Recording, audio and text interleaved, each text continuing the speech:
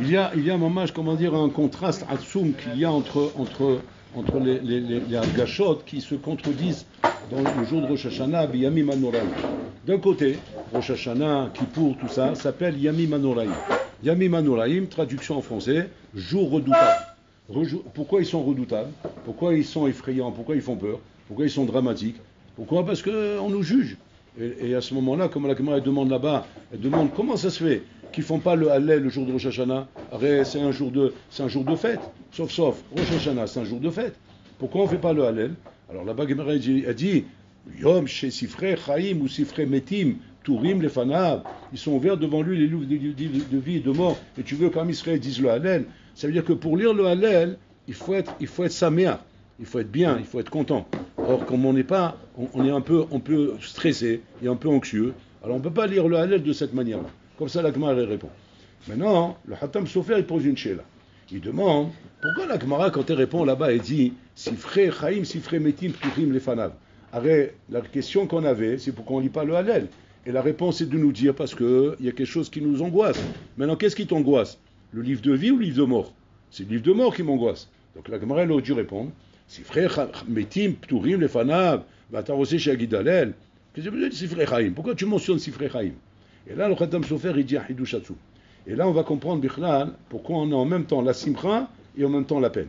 On doit avoir la simcha, parce qu'on voit bien, Rabotai, qu'on ne vient pas comme un jugement, on est angoissé, on est tétanisé, non, on vient bien, comment dire, celui qui se coupe, il veut se faire une coupe de cheveux, c'est une coupe de cheveux, celui qui veut se raser, il se rase, il veut se pomponner, il se pomponne, il s'habille au costume, il prend sa douche, il est bien. C'est-à-dire que quand tu le vois, le bonhomme, il ne donne pas l'impression qu'il va au tribunal pénal.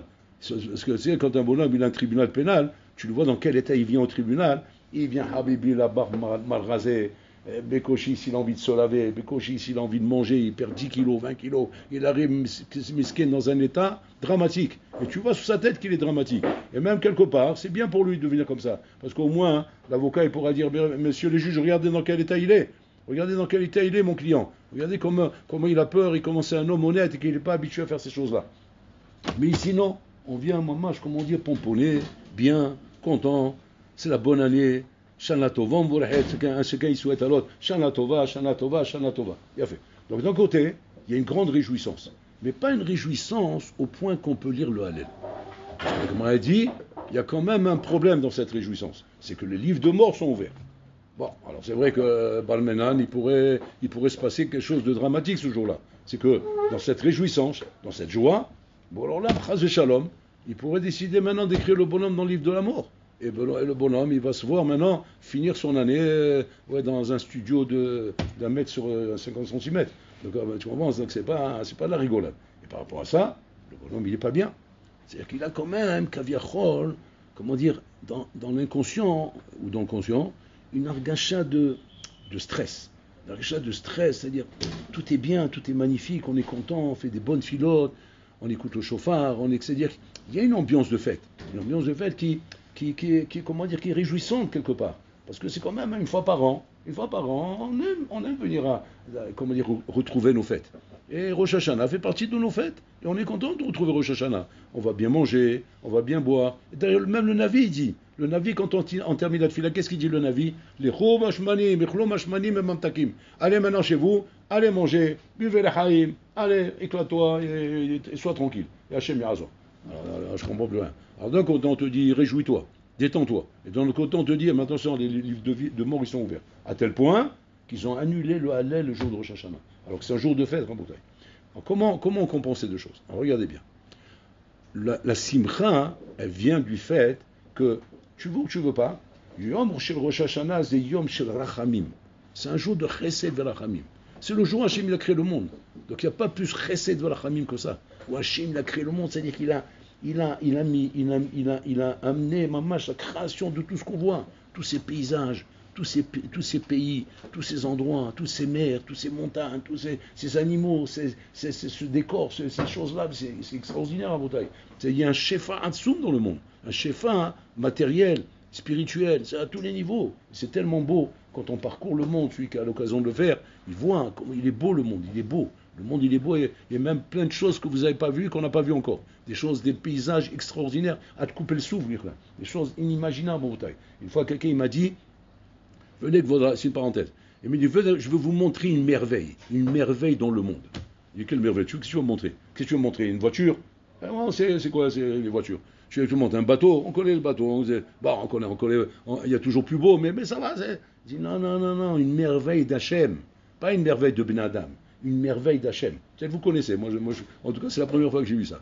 Il m'a amené à la mer des glaces. Vous connaissez c'est quoi la mer des glaces? Quelqu'un ici connaît la mer des glaces? Waouh, super, je suis le seul alors.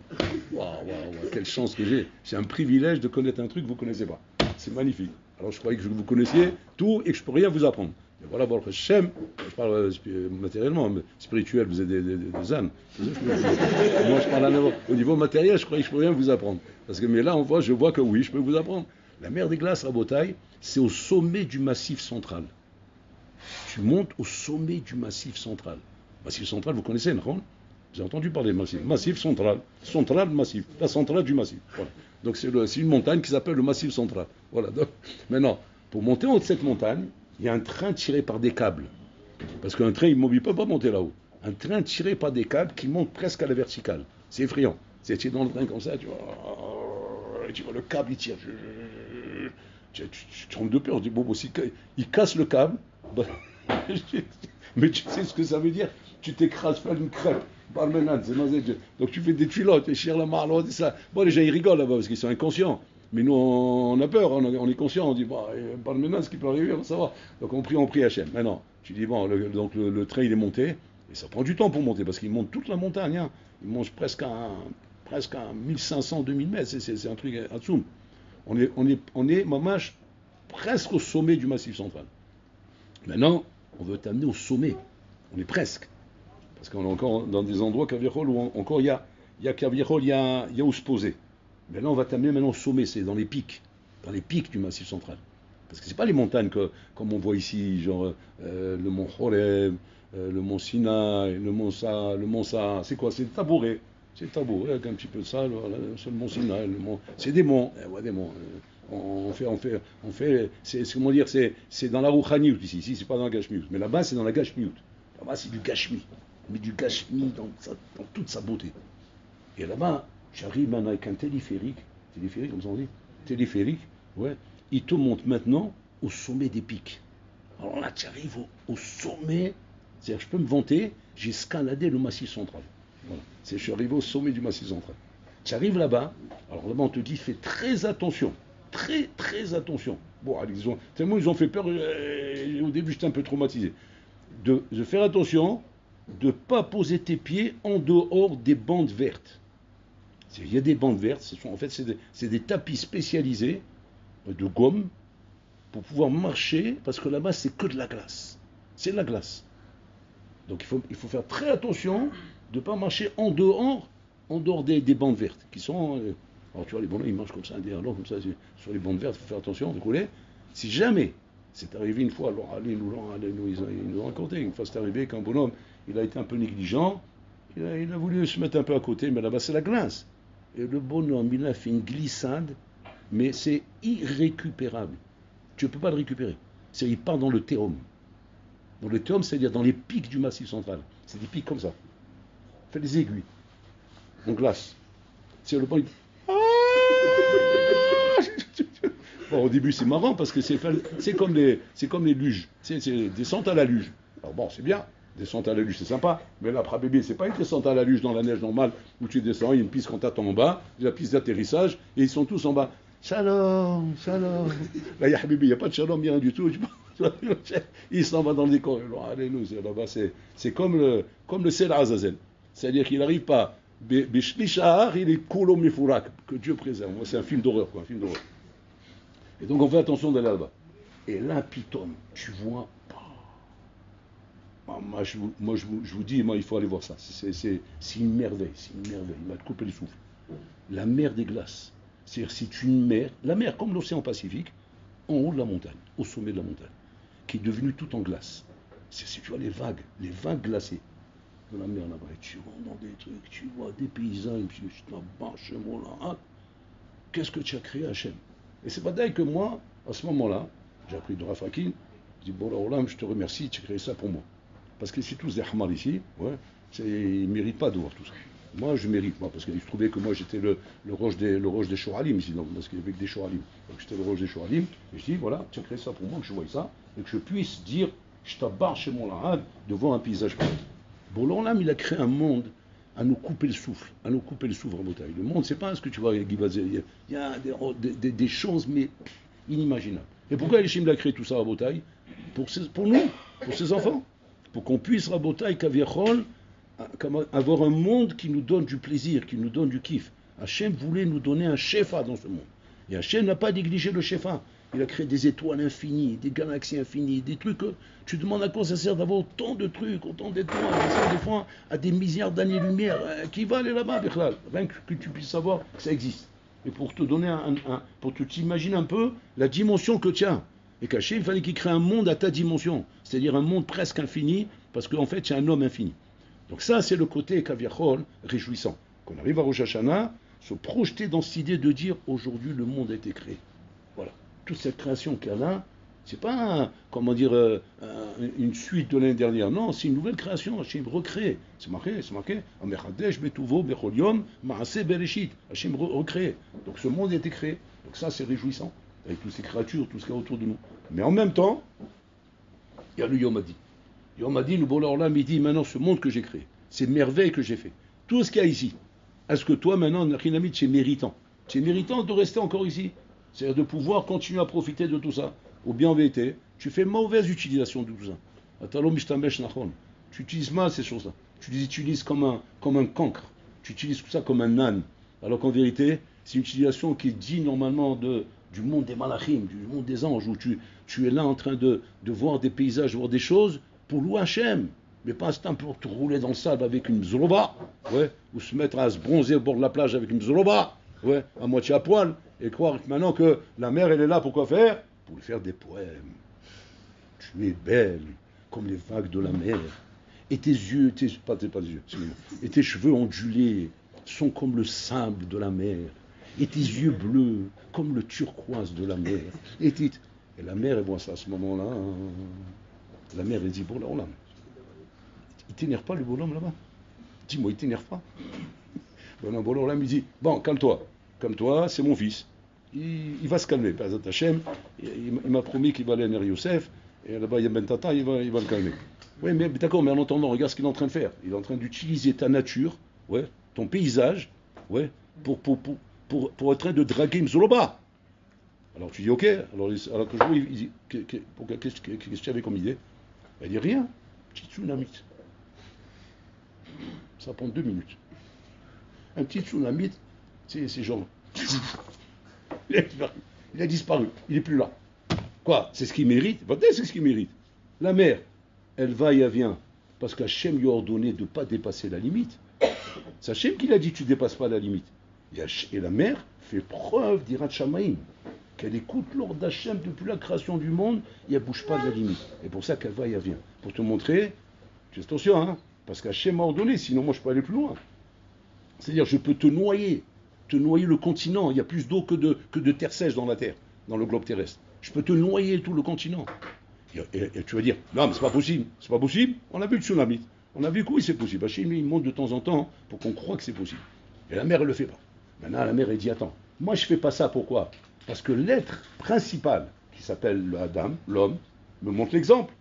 Moi, je suis ça qu'un paysage, je suis qu'une chose de la nature. Mais lui, c'est l'Adam. L'Adam, c'est l'être principal. Comment il ne me montre pas l'exemple? Alors, si à la rigueur, c'était un goy avec une goya, bon, c'est un âne avec une ânesse. Moi, ça ne me dérange pas, ça. Mais quand je vois un juif, il a une neshama à l'intérieur de lui. Il est kadosh. Et comment il fait une chose pareille? Oh, il va voir.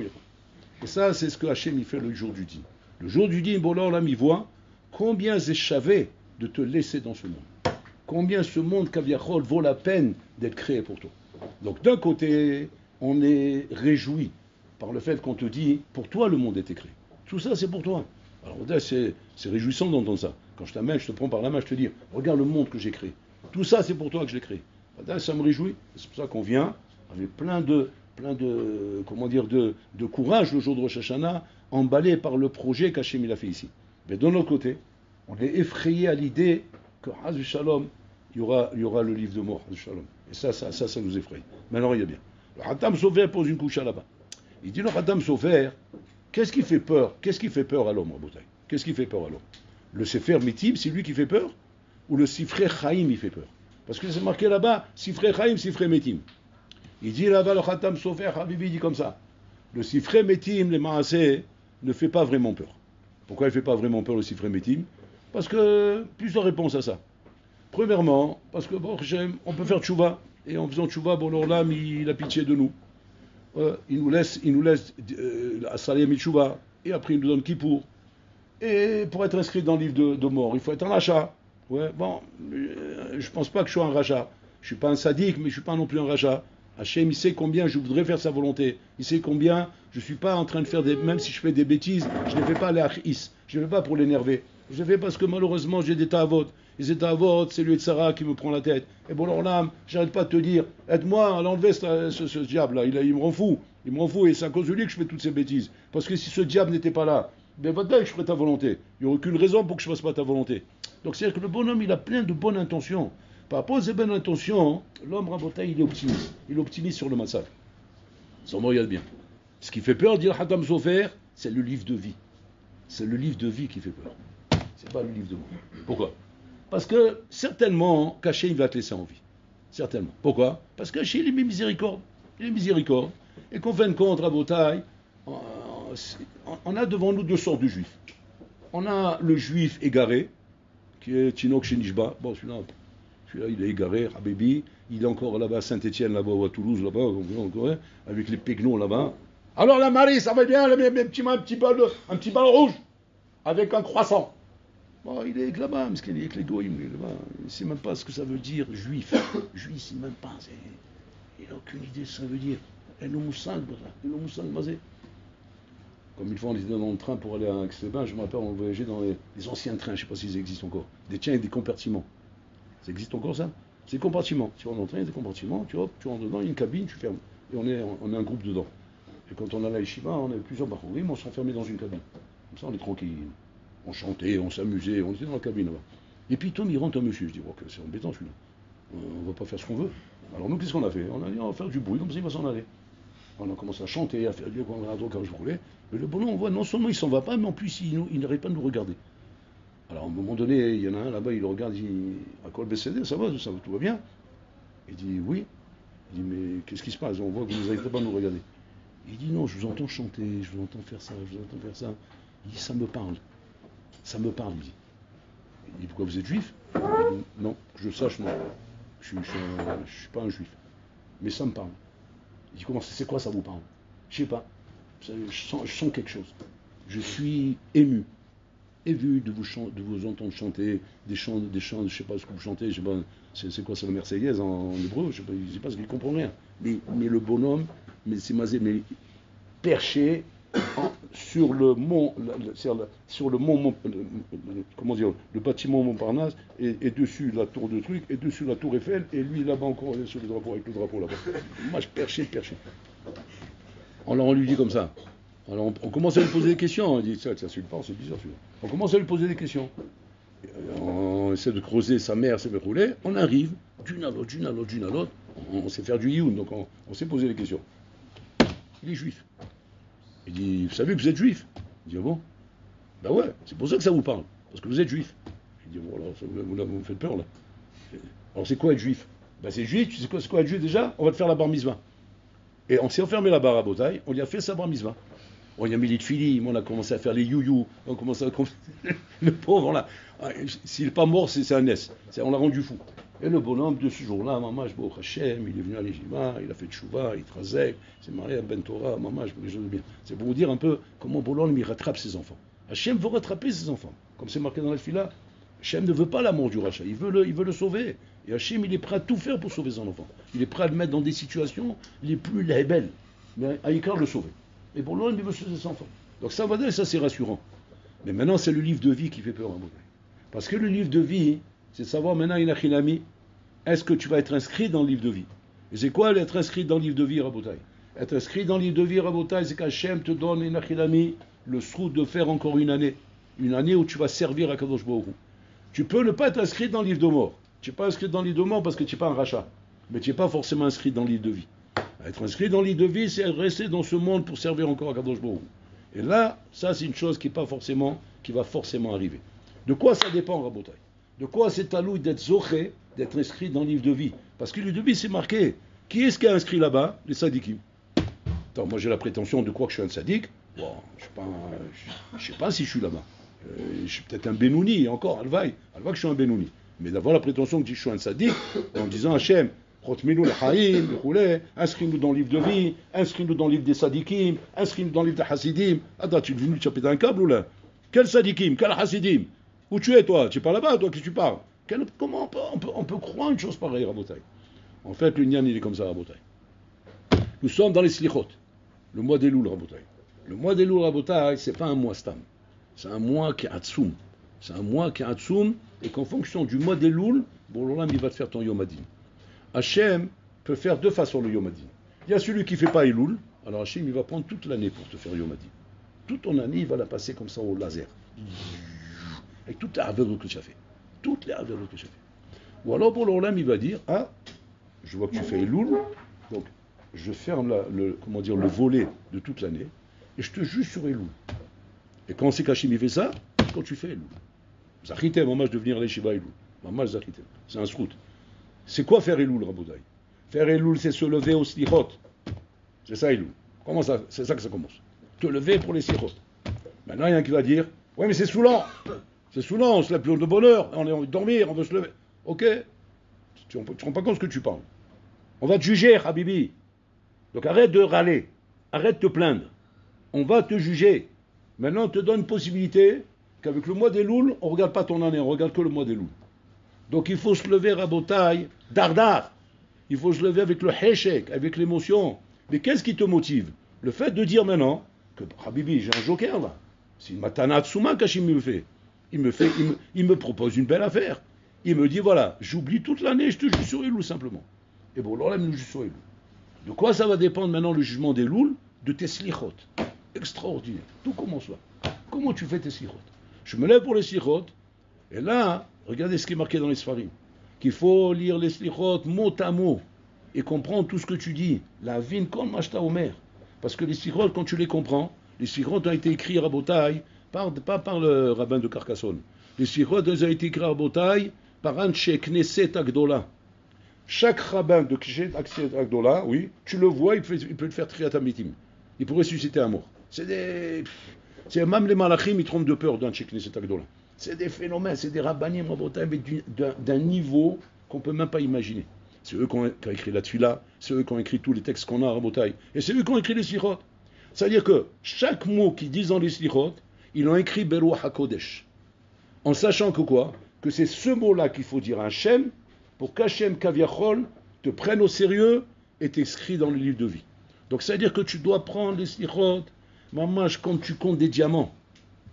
Comme tu comptes des diamants. C'est pas le moment de ronfler, c'est pas le moment de dormir, c'est pas le moment de souffler, c'est pas le moment de râler et de dire, bon, quand il va terminer celui-là, il n'y a pas moins qu'il termine avec ces chants-là. Allez, non, qui termine. Alors il y en a derrière, il essaie d'accélérer pour faire accélérer le Hazan. Chez Bishmor, ça c'est le Tzera, fais attention. Parce que le Tzera Avada, il a très peur des slichot, le Tzera. Très peur des slichot. Parce qu'il sait que les slichot, comme le mot le dit, c'est slicha. C'est quand un homme se lève au slichot, il prend de son sommeil, il vient, il fait mot à mot les slichot comme il faut Rabotai. C'est tellement chachouv qu'Hachem Rabotai voit ça, mamash, comme sincèrement quelqu'un qui demande pardon à Hachem. Il n'y a pas mieux que ça pour être zoché les Yom Hadin.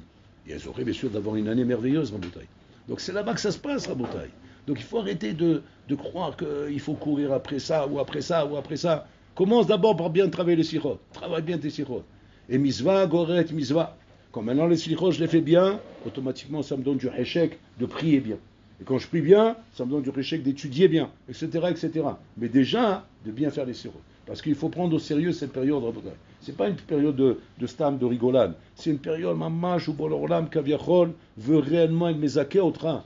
Il veut te donner l'aslacha là où tu la veux. Tu la veux l'aslacha dans le limoud, tu auras l'aslacha dans le limoud. Tu veux l'aslacha dans les shidduchim, tu auras l'aslacha dans les shidduchim. Tu veux la slacha dans le travail, tu auras la slacha dans le travail. Bon, alors là, tu crois qu'il y a d'autres Katsera, il a une main courte, Hachem, il n'a pas les moyens, mais tu rigoles ou quoi? Tu es face au PDG des banques internationales mondiales, c'est-à-dire le patron des banques. C'est le patron des banques des banques. Et maintenant, on va t'amener devant lui. Et maintenant, lui, il te dit, on te dit maintenant, parce que c'est un bon qui connaît bien le patron des banques, il te dit, lui, si pendant 30 jours avant de venir le voir, tu as fait les slichot, c'est tout de suite OK. Tout de suite OK. Comment tu vas aller faire les slichot là-bas? Mais tu vas faire les slichot, même s'il faut faire des pompes, tu vas les faire, tu vois, en 30 jours, tu fais 30 pompes tous les jours, pendant 30 jours, mais même s'il faut lécher la terre, je vais le faire. Pourquoi? Parce que je sais qu'après, je m'assois devant le patron des patrons, des banques, et je sais qu'après, ça va être le tampon, signer Rabotaï. On passe à côté, Rabotaï, de choses qui sont des valeurs inimaginables. Qu'à l'époque de Rav Israël Selenter, il prenait tellement au sérieux Rabotaï, les slichot et tout le travail qu'on fait, que mes mecs ils mettaient tout leur courage là-dessus. Mais malheureusement, tout s'est banalisé. Tout a été banalisé avec le temps. On a tout banalisé. On a tout rendu Rabotaï. Allez, slichot, ou ça, tout est banalisé, mais c'est le Tzara qui fait ça. Et ça, il est très fort. Il banalise, il est fort pour banaliser.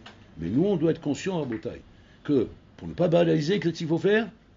Renseigne-toi sur l'origine de ces choses-là. D'où ça vient? Qui a écrit ça? Pourquoi c'est là? Quel est le but? Mais c'est marqué, c'est quoi le but? Comme Moshe Rabbeinu, quand il est remonté au Sinaï, il est monté vers Chodesh Elul, et là-bas, Takar Beshofar, et là, il a dit, comme ça vous allez faire devant moi, et comme ça vous allez venir devant moi. Bon, alors là, il a donné des instructions. Il a dit à Moshe Rabbeinu, faites ça. Vous croyez qu'on invente, Rabotaï? On n'invente rien. Dis au Bnei Israël, dis à mes enfants, voilà, il y aura le jugement, voilà, dis-leur ce qu'il faut faire. Regardez comme il est gentil, Hachem. Il nous dit ce qu'il faut faire. Dis à mes enfants, qui depuis Rosh Chodesh, ils se lèvent, ils viennent comme ça tous les matins, ils font les slichot. Et c'est quoi les slichot? Les slichot, le ikar des slichot, c'est quoi? C'est les shlosh esrei ikarim, vaya avot. Et Hachem, il lui dit à Moshe Rabbeinu, il lui dit, vayityasev imosham, vayikra beshem Hachem, il dit à Moshe Rabbeinu, comme ça vous allez dire devant moi, et comme ça vous allez dire Hachem, evroulé, el, rachum, bechanoun, et de cette manière-là, je vous pardonne toutes vos fautes. Regarde comment Hachem, Rabotaï, Satsoum, Samuel Tzara, il a réussi à banaliser tout ça. Il a réussi à dire, mais non, c'est avant ça, c'est Asra avant. Avant c'était comme ça. Maintenant ça a changé tout ça, c'est fini, on est dans un autre ordre. Rien n'a changé. On a entre les mains, Rabotaï, des diamants, des choses qui sont atsumim. Seulement il y a un klal, Rabotaï. En berachamim, elal mishemerachem alasmu. On n'a pitié que celui qui a pitié de lui-même. Azov ta'azov imo. On aide un homme avec lui-même. Bon alors là, il aide l'homme, à condition que tu t'aides à toi-même. Donc c'est-à-dire, prends au sérieux ce qu'on te donne. Prends au sérieux ce que tu fais. Prends au sérieux le mois des loups, Rabotaï, qui représente tout l'enjeu de ton année. Tout l'enjeu de ton année. Ton année avec ses difficultés ou ses atzlachot ou ses réussites dépend de Rosh Hashanah. C'est-à-dire que si cette année tu as prévu de faire ce que tu as prévu, l'homme chaléko, ta réussite dans tous les domaines dépend de Rosh Hashanah. Ça dépend de Rosh Hashanah. Si tu veux une année tranquille, de atzlacha, de siyata dishmaya, ça dépend de Rosh Hashanah. Et que de quoi dépend Rosh Hashanah? De Elul. Rosh Hashanah dépend de Elul. Donc en vérité, quand on te dit comme ça, toute chose dépend de la préparation d'un homme dans la chose. Akol talui bachanato shel adam. La chana, c'est quoi? C'est Elul. Donc Rabotaï, c'est là qu'il faut mettre le paquet. Mettre le paquet à fond dans Elul, Rabotaï. Même si c'est dur, même si c'est caché. Mais c'est normal que ce soit caché, Rabotaï. On est en train de vouloir nettoyer en 30 jours ce qu'on a fait dans l'année. C'est pas normal que c'est dur à nettoyer. Quand tu as une casserole où tu as fait cuire quelque chose dedans, et ça a collé malheureusement, ça a brûlé. Tu as vu comment c'est la casserole? Elle est noire. Elle est noire, que le manger, il est carbonisé, il est collé dans la casserole. Maintenant ta mère, elle te dit, mon fils, je t'en supplie, j'ai mal aux mains, j'arrive pas. Je t'en supplie, voilà, je te donne un truc en fer, enlève-moi tout ce noir qu'il y a là-bas, rends-moi la casserole, jida, neuve. Pour qu'il vaut d'avaim, je le fais, il n'y a pas de problème, moi je te vais te le faire. Et tu commences à frotter, tu t'arraches les doigts, tes ongles qui sont devenus noirs de saleté, tu sais plus quoi. Mais tu le fais, parce que tu sais c'est qu'il vaut d'avaim. Là, bon, alors là, mais il te dit, fais comme ça devant moi. Fais comme ça devant moi, je te donne une bonne année. Tu vas pas le faire? Pas dès qu'on va le faire. On court. C'est dur. Mais pourquoi c'est dur? Parce qu'il y a beaucoup à gagner derrière Rabotaï. Tout l'enjeu de ton année dépend des sirots qu'on est en train de faire ici à Rabotaï. Donc regardez, normalement, si vous vouliez bien faire, il faut vous lever Rabotaï, Bashmol et Taboker. Pourquoi vous rigolez? Hein? C'est une blague? Je blague pas, je rigole pas, oui. Kamti be'ashmoret, levakesh ala avoni. Quand je me suis levé, qu'il faut encore nuit. que normalement on dort. Et dans la nuit, je me suis levé. Tellement que j'ai pris au sérieux ça. Bon, on n'est pas là, vous n'êtes pas là-bas. Déjà, à Mamash, ce que vous faites, Mamash, c'est énorme, Rabotai. Mais prenez au sérieux. Prenez au sérieux, Rabotai, cette période de Elul. Je vous dis, je vous le répète, Rabotai, ne prenez pas ça à la rigolade. Elul, Rabotai, c'est l'enjeu de vous, de toute votre année. Toute votre année dépend de ça. Elle dépend de ça. C'est dommage. Parce que le bonhomme, il est un peu feignant. Parce que le bonhomme, ça lui prend un peu la tête. Alors il va être un peu négligent. Et à cause de ça, au lieu d'avoir un Rosh Hashanah Rabotai 100, il aura un Rosh Hashanah 50. Alors c'est quoi 50? Ah ben tu as 50 et 50 ça va être des galères. Pourquoi tu as besoin de galères? Qu'est-ce que tu as besoin de ça? Pourquoi il faut des galères? Il y a des bonhommes Rabotai, l'année se passe bien pour eux. Mais pourquoi elle se passe bien? Parce qu'ils ont bien fait Rosh Hashanah, ils ont bien fait Elul. Voilà la voda qu'on a fait.